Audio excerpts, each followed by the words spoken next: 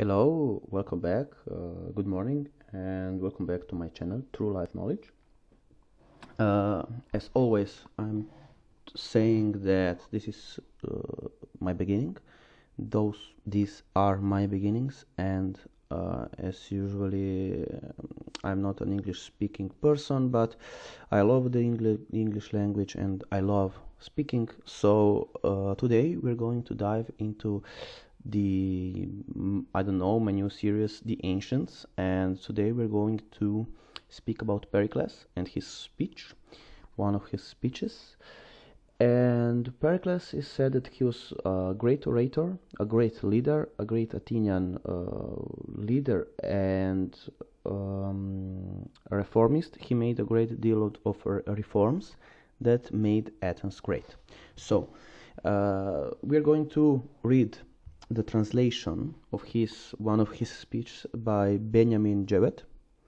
He is a Regius Professor of Greek at Oxford University, or he was, from 1855 to 1893. Okay, yes, he was, sorry. So this speech was delivered during the winter of 431 to 430 BC at the funeral of the dead in Battle of the Peloponnesian War. Okay, so let us start. In the hour of trial, Athens alone among her contemporaries is superior to the report of her. No enemy who comes against her is indignant at the reverses which he sustains at the hands of such a city. No subject complains that his masters are unworthy of him. And we shall assuredly not be without witnesses. There are mighty monuments of our power which will make us the wonder of this and succeeding ages. We shall not need the praises of Homer or any other panegyrist whose poetry might please for the moment, although his representation of the facts will not bear the light of day.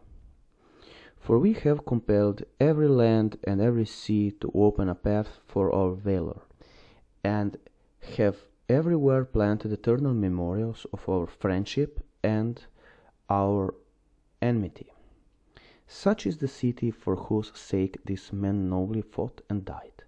They could not bear the thought that she might be taken from them, and every one of us who survive should gladly toil on her behalf. I have dwelt upon the greatness of Athens because I want to show you that we are contending for a higher prize than those who enjoy none of these privileges, and to establish my manifest proof the merit of these men, whom I am now commemorating. Their loftiest praise has been already spoken, for in magnifying the city I have magnified them, and men like them, whose virtues made her glorious. And of how few Hellenes can it be said as of them, that their deeds, when weighted in the balance, have been found equal to their fame. Methinks that a death such as theirs has been given the true measure of a man's worth. It may be the first revelation of his virtues, but is at any rate their final seal. For even those who come short in other ways may justly plead the valor with which they have fought for the country. They have blotted out the evil with the good, and have benefited the state more by their public services than they have injured her by their private actions. None of these men were enervated by wealth or hesitated to resign the pleasures of life. None of them put off the evil day in the hope, natural to poverty, that a man, though poor, may one day become rich. But deeming that the punishment of their enemies was sweeter than any of these things, and that they could fall in no noble cause, they determined at the hazard of their lives to be honorably avenged and to leave the rest. They resigned to hope their unknown chance of happiness. But in the face of that, they resolved to rely upon themselves alone. And when the moment came, they were minded to resist and suffer. Rather than to fly and save their lives, they ran away from the world of dishonor, but on the battlefield their feet stood fast, and in an instant, at the height of their fortune, they passed away from the scene, not of their fear, but of their glory. Such was the end of these men. They were worthy of Athens, and the living need not desire to have a more heroic spirit, although they may pray for a less fatal issue. The value of such a spirit is not to be expressed in words. Anyone can discourse to you for ever better the advantages of a brave defense, but instead of listening to him, I would have you day by day fix your eyes upon the greatness of Athens, until you become filled with the love of her, and when you are impressed by the spectacle of her glory, reflect that this empire has been acquired by men who knew their duty and had the courage to do it, who in the hour of conflict had the fear of dishonor always present to them, and who, if ever they failed in an enterprise, would not allow their virtues to be lost to their country, but freely gave their lives to her as the fairest offering which they could present at her feast. The sacrifice which they collectively made was individually repaid to them, for they received again each one for himself a praise, which grows not old, and the noblest of all sepulchres. I speak not of that in which their remains are laid, but of that in which their glory survives, and is proclaimed always and on every fitting occasion, both in word and deed. For the whole earth is the sepulchre of famous men. Not only are they commemorated by columns and inscriptions in their own country, but in foreign lands there dwells also an unwritten memorial of them, graven not on stone but in the hearts of men. Make them your examples, and esteeming courage to be freedom and freedom to be happiness, do not weigh too nicely to the perils of war. The unfortunate who has no hope of change for the better has less reason to throw away his life than the prosperous who, if he survive, is always liable to a change for the worse, and to whom any accidental fall makes the most serious difference. To a man of spirit, cowardice and disaster coming together are far more bitter than that striking him unperceived at a time when he is full of courage and animated by the general hope. Wherefore I do not now commiserate the parents of the dead who stand here. I would rather comfort them. You know that your life has been passed amid manifold vicissitudes, and that they may be deemed fortunate who have gained most honor, whether an honorable death like theirs or an honorable sorrow like yours, and whose days have been so ordered that the term of their happiness is likewise the term of their life. I know how hard it is to make you feel this, when the good fortune of others will too often remind you of the gladness which once lightened your heart, and sorrow is felt at the want of those blessings, not which a man never knew, but which were a part of his life before they were taken from him.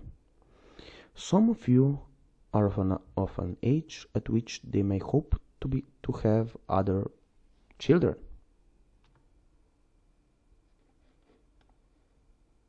Some of you are at an age at which they may hope to have other children, and they ought to bear their sorrow better.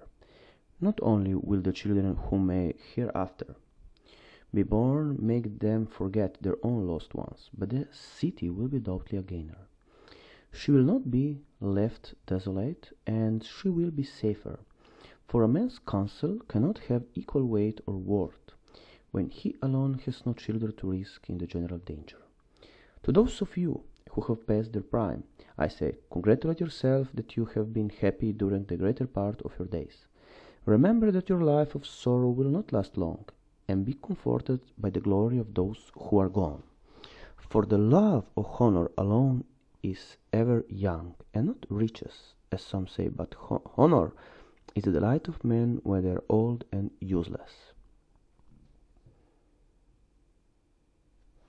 To you who are the sons and brothers of the departed, I see that the struggle to emulate them will be an arduous one.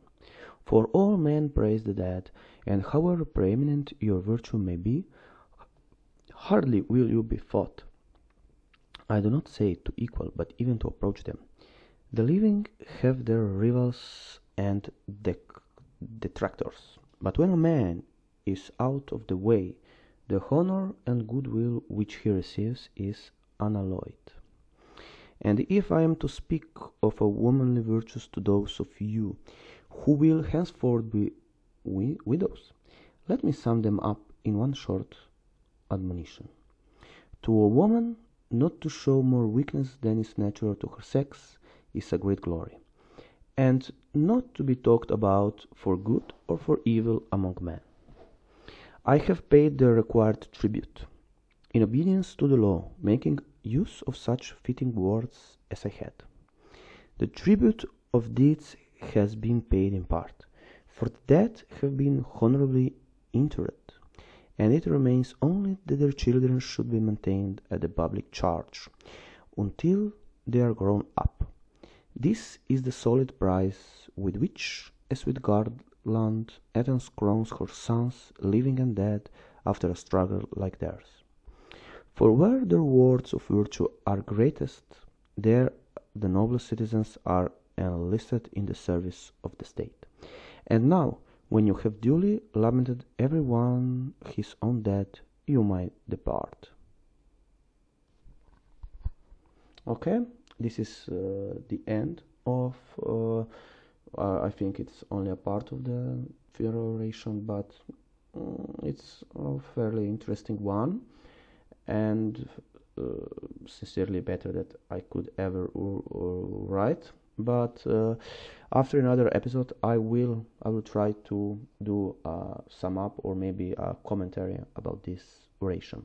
So thank you very much for listening. Have a great day and see you next time. Peace.